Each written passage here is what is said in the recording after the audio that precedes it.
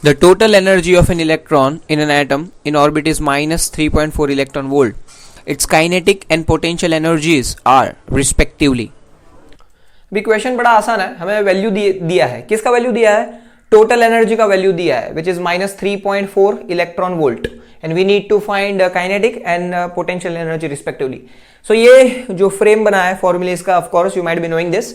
सो इसमें से kinetic energy और टोटल एनर्जी का रिलेशन क्या मिलेगा, माइनस मिलेगा. So kinetic is negative, minus of total. और पोटेंशियल और टोटल का क्या मिलेगा, potential energy is twice as that of total. तो भाई कितना है टोटल एनर्जी, माइनस 3.4, उसका माइनस तो कितना हो जाएगा, प्लस 3.4 इलेक्ट्रॉन वोल्ट.